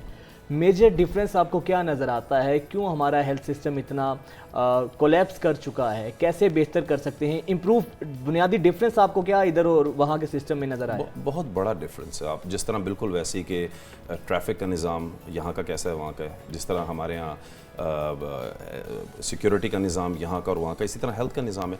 जब आप हेल्थ सिस्टम के अंदर रिफॉर्म्स लेके नहीं आएंगे, जब आप मेरिट को प्रिवेल नहीं करेंगे, जब आप सिस्टम के अंदर इंटरफेरेंस बहुत ज़्यादा करेंगे, तो ये होगा। आप इंग्लैंड के NHS के अंदर एक सिंपल एग्जांपल देता हूँ कि मैं सर्जरी के दौरान अगर मेरी नर्स को नज़र आ रहा है कि मैं कोई सर्जरी में गलती कर रहा हूँ, she will stand and stop me. आप सोच सकते हैं कि यहाँ किसी प्रोफेसर को इतना उसकी अथॉरिटी है कि वो कहेगी sorry Umar, you are not allowed to proceed, I don't think so, you are doing it right. Okay, तो आप अंदाजा लगाएं कि कितनी मोरल अथॉरिटी है कि और वो उनकी ट्रेनिंग भी इस तरह की होती है और आप उस ट्रेनिंग लेवल का काम यहाँ पर लेकर आ रहे हैं। और सर दूसरी चीज़ मुझे जो देखने में फील हुआ है, हमारे यहाँ पे नॉट ऑल लेकिन कुछ ऐसे हैं डॉक्टर्स जो यहाँ पे पाकिस्तान में पेशेंट को पेशेंट से ज़्यादा एज ए क्लाइंट डील किया जाता है। बाहर की सतह पर हम ह्यूमैनिटी के हवाले से जिसकी एग्जांपल हमने दिए, ये बहुत बड़ा हमें ये बड़ा इंपॉर्टेंट क्वेश्चन है। उसकी वजह कि इंग्लैंड के अंदर एक सिस्टम है, उसको कहते हैं national institute of clinical excellence, nice guidelines, और उसके अलावा GMC बहुत स्ट्रिक्ट है, वहाँ की जनरल मेडिकल काउंसिल। आपको जिसको कहते हैं गुड मेडिकल प्रैक्टिस पे फोकस करना पड़ेगा, जो पाकिस्तान में अनफॉर्चुनेटली नहीं है। गुड मेडिकल प्रैक्टिस का मतलब क्या है कि आपने वो सारी चीज़ों की ट्रेनिंग लेने के बाद ऑपरेट करना है। अब मैंने जब फेलोशिप अपनी की थी तो मेरा कंसल्टेंट जो कि वर्ल्ड लीडिंग सर्जन है दुनिया का, उसने मुझे 140 सर्जरी करवाने के बाद अपने स्क्रब्स को डी-स्क्रब किया और मेरे कान में आके कहा, you don't need me any more. So you can imagine what is his level of training. After 140 Umar, you don't need me anymore. He didn't say anything word. तो उसकी वजह ये कि वहाँ वो लोग आपको जिस तरह ड्रीम लाइनर पायलट होता है 787 का, ब्रिटिश एयरवेज का पायलट या एमिरेट्स एयरलाइन का पायलट्स, उस लेवल पे जब तक नहीं लेके जाएंगे, you are not allowed to fly the plane, you can be a co pilot. हमारे यहाँ क्या है, डे 1 से आप पायलट बन जाओगे। तो इस वजह से अनफॉर्चुनेटली चूंकि सिस्टम इन प्लेस नहीं है, उनको कोई चेक करने वाला नहीं है, कोई सर्जन यहाँ सर्जरी करता है उसका कोई ग्राफ नहीं है देखने का। इंग्लैंड के अंदर उसको कहते हैं नेशनल जॉइंट रजिस्ट्री, जिसके अंदर अगर आप मेरा नाम डालेंगे, ये मेरा GMC नंबर डालेंगे, आपको पता चल जाएगा पिछले 5 साल में जो मैंने सर्जरीज की हैं कितने फेल हुए, कितने सक्सेस हुए। यहाँ कोई सिस्टम नहीं है, तो जरी बात है मेजरमेंट टूल है जिसके और आप उस लेवल का यहाँ पर सिस्टम ला रहे हैं ताकि जो भी पेशेंट्स हैं, बाहर के पेशेंट्स हैं, उनको वैसा ही ट्रीटमेंट मिल सके। ना सिर्फ ये बल्कि हमारी क्वालिटी ऑफ सर्जरी अल्हम्दुलिल्लाह अब लाहौर में उस लेवल की हो चुकी है जो कि शायद इंग्लैंड के अंदर मेरे कोलीग आके कहते हैं उस लेवल की तुम करते हो। पेशेंट आता है, हम सर्जरी करते हैं। हमारे सियासतदान है, उनको कुछ भी होता है, हल्का सा बुखार भी होता है, वो बाहर जाने की कोशिश करते हैं, उनके लिए भी कुछ सोचें, उनको भी ऐसा ट्रीटमेंट। देखिए ये पर्पस बनाने का यही था कि एक आप स्टार्ट करते हैं प्रोजेक्ट लॉजिक, एक होता है ना, आप एक लॉजिक स्टार्ट करते हैं, स्केलेटन के ऊपर फिर मसल्स आते हैं, फिर उसके नर्व्स आती हैं और एक फिर खूबसूरत सा एक स्ट्रक्चर बनता है। तो ये कॉन्सेप्ट है कि आप एक अच्छा सा प्रोजेक्ट स्टार्ट करेंगे, इंशाल्लाह ताला if it's successful then people will follow the same trend, जिस तरह दुनिया में ट्रेंड्स होते हैं। तो हम लोगों ने भी पाकिस्तान के अंदर अगर अच्छी क्वालिटी का एक सेटअप बनाया तो I am sure many will follow, और बहुत सारे सर्जन्स हैं जो पाकिस्तान आना चाहते हैं, इसलिए कि इस मुल्क के अंदर कोई कमी तो है नहीं, पोटेंशियल बहुत ज़्यादा। लेकिन सर ये बताएं कि हम तो यहाँ पे एक बहुत ज़्यादा मसला जो हमें नज़र आता है हमारी हेल्थ सिस्टम के अंदर, जो हमारे गवर्नमेंट डॉक्टर्स हैं वो उस तरह तवज्जो भी नहीं देते, टाइम भी नहीं देते। प्राइवेट क्लिनिक्स हैं वो उनकी फ़र्स्ट प्रायोरिटी होती है, और फिर गवर्नमेंट हॉस्पिटल्स का हाल आपके सामने है जो कुछ होता है।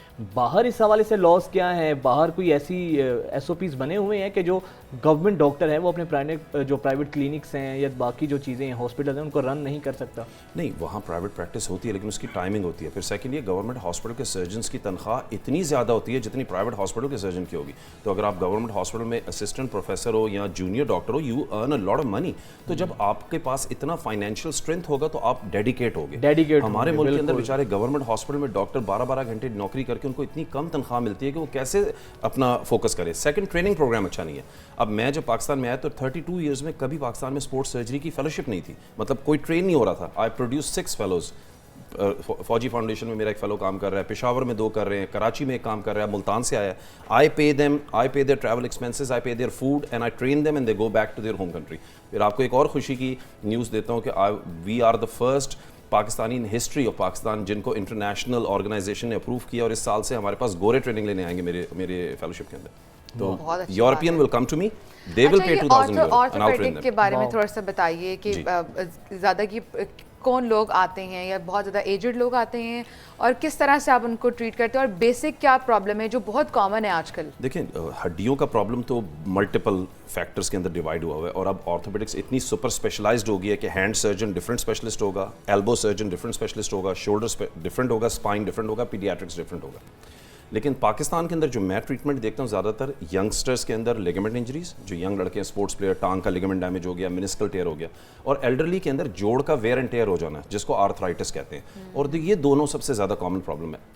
इशू ये है कि हमारे यहाँ प्राइमरी केयर सिस्टम नहीं है। आपने स्पोर्ट्स खेला, चोट लगी, घर वालों ने कहा हल्दी लगा दो। इंग्लैंड के अंदर इससे डिफरेंट है। अगर इंजरी होती है, स्पोर्ट्स फिजिशियन देखेगा, स्पोर्ट्स फिजियोथेरेपिस्ट देखेगा, ट्रेन करेगा, और अगर उसको लगे इसमें ज़्यादा प्रॉब्लम है, स्पेशलिस्ट के पास भेज देगा।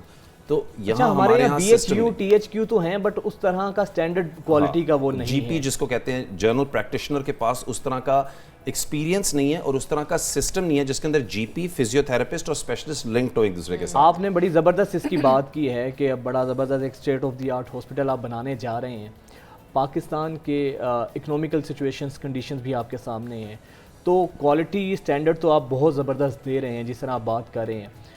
इकोनॉमिकली कैसे मीट करेंगे एक आम शख्स के लिए? क्या वो अफोर्डेबल होगा जो ट्रीटमेंट आप वहाँ पे प्रोवाइड करेंगे? मैंने स्टार्ट में ही आपको बताया कि पर्पस क्या था हॉस्पिटल बनाने का। पर्पस ये था कि वो पेशेंट्स जो बाहर मुल्क से यहाँ आना चाहते हैं सर्जरी कराने, नंबर 1, और नंबर 2 वो पेशेंट जो यहाँ से बाहर जाना चाहते हैं। तो एक तो ये क्लियर हो जाना चाहिए कि ये बना ही उस पर्पस के लिए। लेकिन इसका मतलब ये नहीं कि we won't do charity, we will have a certain percentage of patients which we will treat for free। वो सारी बात है, हम लोग बोर्ड में बैठ के इसके ऊपर डिस्कशन करेंगे, उसका पूरा क्राइटेरिया होगा। जी जी। अच्छा, बहुत से लोग अभी आपको देख रहे होंगे, हर घर में हमारी जो माएँ होती हैं, दादियाँ, नानियाँ, उन सबको घुटने का बहुत मसला रहता है। वो लोग आपको सुन रहे होंगे, उस हवाले से बताएगा कॉजेज़ क्या हैं, इसको पहले अर्ली डिटेक्ट कैसे कर सकते हैं, कैसे बचा जा सकता है, क्योंकि बात नौबत वहाँ तक चली जाती है कि नमाज नहीं पढ़ी जाती है इवन, और बहुत पेनफुल भी होता है। हाँ, उस देखिए, हवाले एक से आपको अंडरस्टैंड करना है कि आर्थराइटिस का मतलब है कि अल्लाह ताला ने जो इंसान के जोड़ के ऊपर कवर लगाया हुआ है, जिसको आर्टिकुलर कार्टिलेज कहते हैं, उसकी थिकनेस घिसने लग जाती है, जिस तरह गाड़ी के टायर घिसते हैं। तो इस घिसने के प्रोसेस को कहते हैं आर्थराइटिस, और उसकी मुख्तलिफ कैटेगरीज हैं। I won't go into detail, we don't have time that much to cover that. अगर अर्ली स्टेज आर्थराइटिस हो तो पेशेंट को पेन होता है, चलने में मुश्किल होती है, रात में पेन होता है, नमाज पढ़ने में मुश्किल होती है। मैं हमेशा पेशेंट्स को कहता हूँ कि अर्ली आर्थराइटिस में अपने स्पेशलिस्ट को देखना है, इसलिए कि अब हमारे पास ऐसी बायोलॉजिकल ट्रीटमेंट आ गई हैं, जिस तरह कहते हैं स्टेम सेल ट्रीटमेंट, जिसके जरिए हम इंजेक्ट करके पेशेंट को 4-4, 5-5 साल पेन फ्री कर देते हैं। स्टेम सेल का बेनिफिट ये है कि पेशेंट का आर्थराइटिस प्रोग्रेस नहीं करता। अगर उसने 1 साल बाद ख़राब होना है तो 3-4 साल खींच देंगे। लेकिन वो पेशेंट्स जिनका आर्थराइटिस बहुत ज़्यादा ख़राब हो गया, उनके लिए सबसे best option ideally knee replacement है, जिसके अंदर जोड़ के ऊपर कवर लगाना। अब हमने माशाल्लाह 2018 में नया लॉन्च किया था जो पूरी दुनिया में होता था, उसको कहते हैं पार्शियल नी रिप्लेसमेंट, कि अगर एक इंसान के जोड़ का आधा हिस्सा ख़राब है तो हम उसको बदलते हैं, पूरा खराब है तो उसका बदलते हैं। और इंशाल्लाह next year we are bringing the robots as well. कितना होता है? 100% सक्सेस रेट? 98% पेशेंट अपनी मोबिलिटी पे दोबारा चला जाता है। मैं पार्शियल नी के जिनके पेशेंट्स की सर्जरी करता हूँ वो टेनिस भी खेलते हैं। ओके, बहुत बहुत बेस्ट ऑफ लक सर, बहुत ज़बरदस्त। आप लोग पाकिस्तान का नाम रोशन कर रहे हैं, और ये वो पाकिस्तान का रोशन चेहरा है कि जो पाकिस्तान में रहकर उस स्टैंडर्ड सर्विसेज दे रहे हैं जो बाहर के ममालिक में होती हैं। तो अब जो हमारे पाकिस्तानी हैं जो अपने इलाज के लिए बाहर जाना चाहते हैं, उनको बाहर जाने की ज़रूरत नहीं है। आपके पाकिस्तान की दहलीज़ पर, आपके घर की दहलीज़ पर ही आपके जो भी मेडिकल इश्यूज़ हैं वो हल होंगे। बहुत शुक्रिया डॉक्टर साहब, अगेन आपका बहुत ज़्यादा हम शुक्रिया अदा करते हैं। और नाज़रीन, अब आगे बढ़ते हैं। सिर्फ पाकिस्तान में ही घड़ी चोरी की बातें नहीं होती आयशा। ब्राज़ील के साबिक सदर हैं जिनका नाम जेर बोल्सोनारो है, जो ब्राज़ील के साबिक सदर हैं, अब उन्हें भी घड़ी बेचने के इल्ज़ाम में गिरफ्तार किया जा सकता है। और अगले जो उनके आने वाले 10 माह हैं, उनको एक जो घिनौना ख्वाब है, डरावना ख्वाब है, उससे ताबीर किया जा रहा है और उनकी गिरफ्तारी का अंदेशा है, जबकि ये 68 साल जो बोल्सोनारो हैं उनके खिलाफ फ्रॉड और इलेक्शन में हेर फेर के इल्जामात भी आयद किए गए हैं। और एक चीज़ बहुत कॉमन है जो यहाँ पर चेयरमैन पीटीआई अभी तोशाखाना केस में वज़ीर हिरासत हैं, जो ब्राज़ीलियन सदर हैं उन्हें भी जो तोहफे में घड़ी मिली थी वो सऊदी अरब ने दी थी। ये बड़ी कॉमन चीज़ है, क्या रीज़न हो सकती है इसकी? जो साबिक चेयरमैन पीटीआई हैं, हमारे एक्स प्राइम मिनिस्टर हैं, उनको भी सऊदी अरब से घड़ी तोहफे में मिली थी और उन्होंने बेची थी, और ये जो ब्राज़ीलियन सदर हैं इनको भी सऊदी अरब से ही तोहफे में मिली थी, और दोनों की नोयत यकसा जो है ना, बड़ी ज़्यादा इनके अंदर वो यूनिफॉर्मिटी है चीज़ों के अंदर, और उनकी गिरफ्तारी का भी इस हवाले से खदशा करार दिया जा रहा है। शुरू हो चुकी हैं और ये भी इम्कान है कि उन्हें गिरफ्तार भी किया जा सकता है कि एक तोहफे में चीज़ मिली है जो एक स्टेट की अमानत होती है, वो स्टेट उसको ओन करती है और आप वो किस तरह से बेच सकते हैं। अच्छा, लगता तो बड़ा छोटा सा मामला है कि एक घड़ी चोरी पर आप किसी को गिरफ्तार कर लें, लेकिन आयशा, मोरली और इस्लामिक पॉइंट ऑफ व्यू से भी ये कहा गया है कि जब आप किसी मनसब पर होते हैं और आपको कोई तोहफा दिया जाता है तो वो तोहफा आपके मनसब को दिया जाता है, इंडिविजुअल कैपेसिटी में नहीं दिया जाता, और वो रियासत की अमानत होती है। लेकिन हमारे यहाँ हुक्मरानों में अमानत और दयानत का तसव्वुर बहुत ही कम पाया जाता है। हम लोग भी वोट देते हुए हमें ये पता होता है कि आयशा हमारे इलाके का सबसे अच्छा प्लम्बर कौन सा है, हमारे इलाके का सबसे अच्छा डॉक्टर कौन सा है, हमारे एरिया का सबसे अच्छा टीचर कौन सा है, लेकिन वोट देते हुए हम ये नहीं देखते कि एक ऐसा शख्स जिसके पास हम अपनी अमानतें, अपने इख्तियारात दे रहे हैं, उसके बारे में भी अगर हम जरा जात पात बरादरी से हटकर देखें। ना कभी चेयरमैन पीटीआई ने सोचा होगा कि घड़ी चोरी पर इतना सब हो जाएगा, और ना कभी ब्राजीलियन सदर ने ये सोचा होगा कि घड़ी बेचना एक नॉर्मल चीज़ है, उस पर इतना बड़ा बवाल मच सकता है। चलिए ब्रेक लेते हैं, ब्रेक के बाद और भी कुछ स्टोरीज आपसे डिस्कस करने से विदा। काजिन, स्कूलों में तो छुट्टियां खत्म हो चुकी हैं और हंसते मुस्कुराते जो बच्चे हैं बड़ी ही अच्छे फेसेस लेकर और नई उम्मीदें लेकर नई नई क्लासों में भी प्रमोट हुए हैं और स्कूल जाना शुरू हो गए हैं। लेकिन जो पेरेंट्स हैं उनके लिए बड़ा मसला ये है, ख़ास तौर पर माओं के लिए, कि बच्चों को लंच में क्या दें। सुबह सुबह ऑब्वियसली नींद में उठते हैं और समझ नहीं आता कि क्या बच्चों को बना कर दें। तो समटाइम्स ये भी होता है कि फ्रोज़न फूड रखे होते हैं, वो बच्चों को दे दिया, प्रोसेस्ड फूड दे देते हैं या इवन बिस्किट दे दिया, जूस का एक डब्बा दे दिया ताकि वक्त भी बचे और फटाफट बच्चे स्कूल भी चले जाएं। ये कितना डैमेजिंग होता है। और दूसरी चीज़ ये है कि आजकल ना जंक फूड का बहुत ज़्यादा रिवाज पेनिट्रेट कर चुका है हम सब में। हमारे बच्चे हैं, पेरेंट्स भी अक्सर बच्चों की फरमाइशों के आगे जो है ना सरेंडर कर देते हैं, बेकरी आइटम्स उनको खिलाते हैं, केमिकल वाले जूसेस होते हैं, फिर ऑयल चीज़ें होती हैं। तो ये चीज़ें, अब सबसे बड़ा चैलेंज मेरे ख्याल से पेरेंट्स के लिए आयशा यही है कि बच्चों को उनके लंच बॉक्स के हवाले से और उनकी फूड के हवाले से कैसे मेंटेन किया जाए, और क्या इसे उनको डाइट दी जाए, क्या क्या चीज़ें डाइट में शामिल की जाए जो उनकी सेहत के लिए अच्छी हो और जो उनको न्यूट्रिशन है वो पूरे मिल सकें। जो क्योंकि यहाँ पर बच्चे, हर दूसरा बच्चा, जिस तरह उनमें आयरन की कमी होती है, बच्चे उस तरह से खेलों में परफॉर्म नहीं कर पाते हैं, क्लास में आगे नहीं जा सकते हैं। और जो लंच बॉक्सेस की क्या तरतीब होनी चाहिए, हफ्ते में डिफरेंट डे डिफरेंट लंच होना चाहिए ताकि बच्चों का इंटरेस्ट भी रहे और फूड भी उनको इंटरेस्टिंग लगे, बच्चे एंजॉय भी करें, फूड में वेरिएशन भी आती रहे। समटाइम्स ये भी होता है कि बच्चे लंच बॉक्स जिस तरह जाते हैं उसी तरह वापस आ जाता है और फिर उसके अंदर वेरिएशन भी हो ताकि बच्चे बोर भी ना हो। हमारे साथ है आज युमना चट्ठा मौजूद हैं, माहिर ग़िज़ाइयत हैं, न्यूट्रिशनिस्ट हैं। अस्सलाम वालेकुम Yumna, thank you so much for joining us. News morning में भी आपको खुशामदीद कहेंगे। युमना, आपने हमारी बातें सुन ली होंगी। माओं के लिए ये सेगमेंट है कि वो किस तरह बच्चों को लंच दें और किस तरह से उसमें वेरिएशन लाएं कि बच्चे में भी इंटरेस्ट डेवलप हो और उसकी डाइट भी अच्छी रहे। सबसे पहले आपने एक बड़ी ज़रूरी बात की आयरन की, आयरन डेफिशिएंसी की, कि बच्चों में आयरन डेफिशिएंसी होती है, वो सही से परफॉर्म नहीं कर पाते स्कूल में। जहां आयरन के और बहुत सारे मसले हैं ना, वो तो एक ऐसा इशू है कि हेड टू टो, सर से लेके पैर तक बच्चे की जो ग्रोथ है, हर तरह की ग्रोथ, उसको उस पर असरअंदाज होता है, मनफी असरअंदाज होता है। उसके अलावा ये बहुत एक इम्पॉर्टेंट एक ऐसा न्यूट्रिएंट है जिसका लंच बॉक्स से मैं कहती हूँ कि मौजूद होना बहुत ज़रूरी होता है। देखिए, जाहिर बात है, आपने जैसे शुरू में कहा कि बच्चों की भी बात माननी पड़ती है। बच्चे, जाहिर बात है, आसपास वाले आपके जो क्लास फेलोज हैं, अगर वो जंक फूड लेके आ रहे हैं, आपका बदल करेगा जंक फूड लाने का। पर हमारा मसला ये है, बजाय इसके कि हमारा होना ये चाहिए कि लंच बॉक्स में माँ की तसल्ली भी हो जाए और बच्चे की भी हो जाए, क्योंकि तसल्ली बच्चे को भी थोड़ी देनी पड़ती है ना। अगर आप बिल्कुल उसको हेल्दी बना के दे देंगे, जहाँ ऐसे बच्चे को जिसको हेल्दी खाना खाने की आदत नहीं है, तो वो तो वाकई पूरा लंच बॉक्स। अच्छा यमुना, आपने जो बात की कि लंच बॉक्स में डिफरेंट चीज़ें अगर हम ऐड करें और बच्चों को आयरन की जो एजेंसी है ना वजहात, वो इतनी कॉमन हो चुकी है हमारी सोसाइटी में बच्चों को, और इतने पेरेंट्स जिन्हें पता ही नहीं होता कि हमारा बच्चा क्यों थका थका रहता है, क्यों थोड़ा सा खेलते हैं तो उसके पाँव में दर्द होना शुरू हो जाता है, और बच्चों की ग्रोथ उससे बहुत ज़्यादा इफेक्ट होती है, ग्रोथ भी बड़ी इफेक्ट होती है। माएँ दबाना शुरू कर देती है कि मेरा बच्चा थक गया, बहुत थक गया, लेकिन ऐसा नहीं होता उसको। अच्छा, वो कॉज देखें। अच्छा, आयरन डेफिशिएंसी पर हम बात करें, यमुना मैं आपसे ये जानना चाहूंगी कि कौन कौन सी ऐसी चीज़ें हैं जो डाइट में शामिल की जाए डेली बेसिस पर कि बच्चों की जो आयरन डेफिशिएंसी है वो पूरी हो सके।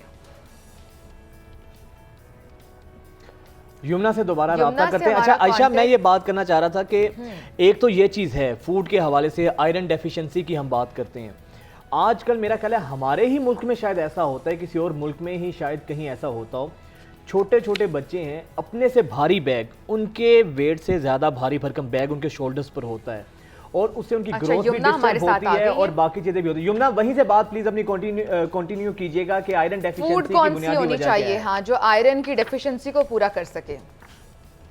जी देखिए, मैं हमेशा आयरन डेफिशिएंसी में बात कहती हूँ कि जब ये वाला मसला ना ये हर दूसरे तीसरे साल होता है। ये ऐसा नहीं कि अगर आप बच्चे को डाइट बहुत अच्छी दे रहे तो बच्चा कभी जिंदगी में आयरन डेफिशिएंट हो ही नहीं सकता।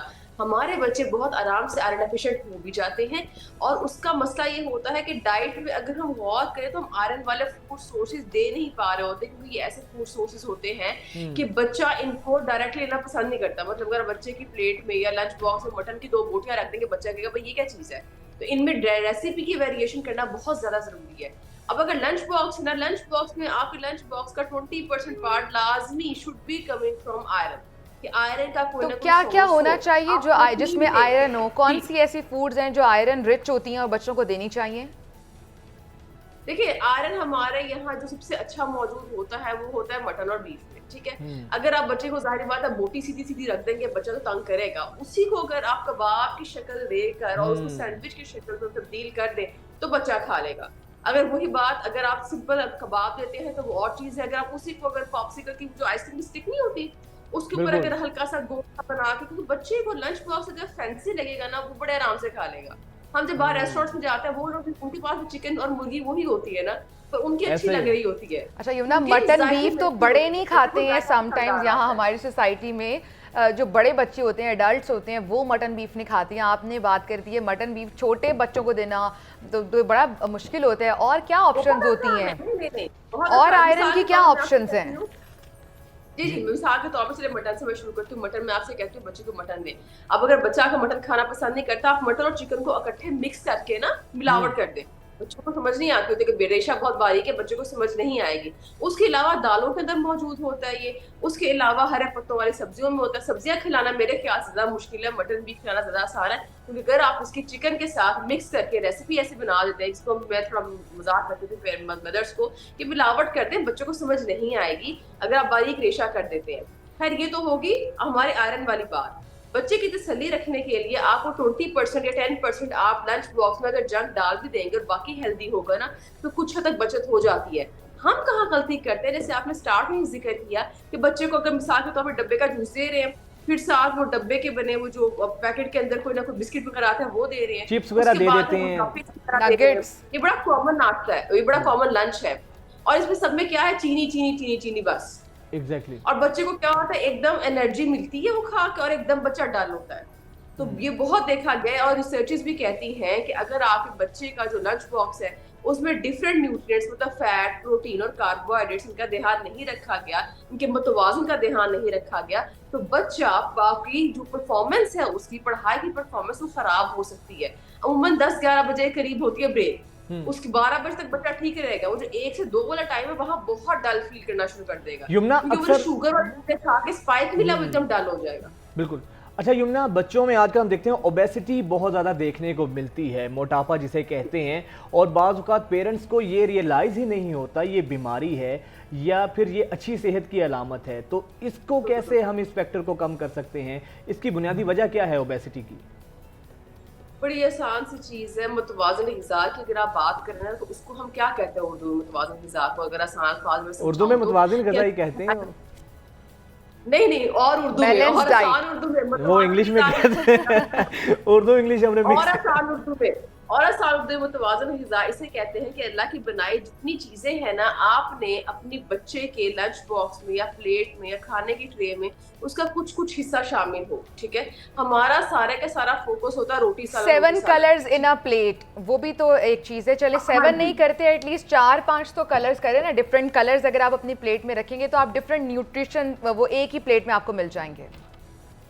बिल्कुल बिल्कुल। देखिए, अगर आप बच्चे का खाना अगर बोरिंग होगा ना, बच्चा पूरा सुबह खा लेगा, दोपहर खा लेगा, रात को बाहर का मांगेगा। और जब बच्चा बाहर का मांगता है ना, डेली अगर आप बाहर का, आपकी पूरे दिन की डाइट का अगर 20-30% ही बाहर का है ना खाना दिन के आखिर में बनता, तो ऐसा बच्चा थोड़ा थोड़ा थोड़ा थोड़ा करके पूरे साल के एंड में 3-4 kg एक्स्ट्रा गेन कर लेता है। हमें होता है जब बच्चे छोटे होते हैं ना, हमारा मसला पता है क्या है, जब बच्चे छोटे होते हैं तो हम कहते हैं कितना प्यारा है, माशाल्लाह, दुबला, सेहतमंद, चबी, ये वो, हम बड़े खुश होते हैं बच्चे के वो गाल देखकर और वो थोड़ा चबी बच्चा देख के। पर मसला ये होता है, ये चबीनेस में टीनेज में भी जाती है।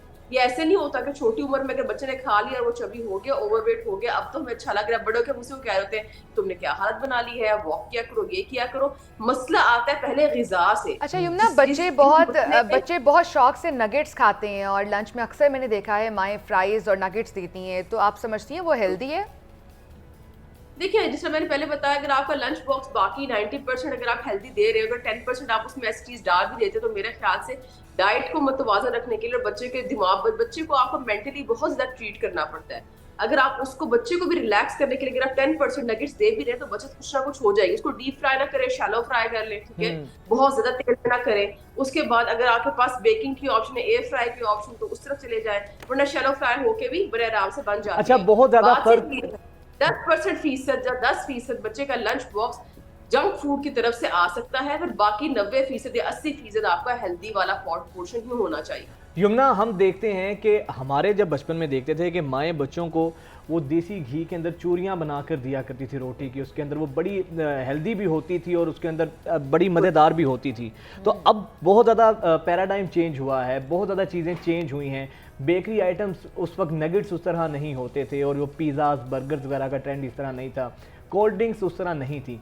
तो इस हवाले से आप बताइएगा कैसे पेरेंट्स बच्चों को हेल्दी डाइट की तरफ उनको अट्रैक्ट कर सकते हैं। जिस तरह आपने कहा कि अगर बच्चा मटन नहीं खाता, उसको शामी कबाब की सूरत के अंदर दे सकते हैं।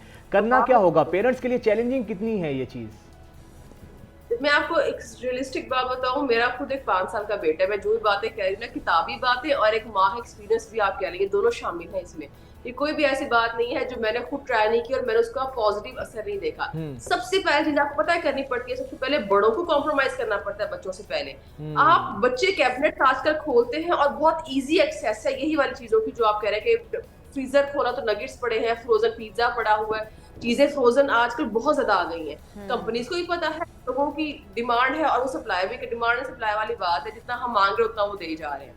तो पहले आपको घर से ही चीजें निकालनी पड़ती है कि बच्चे को नजर ही ना आए।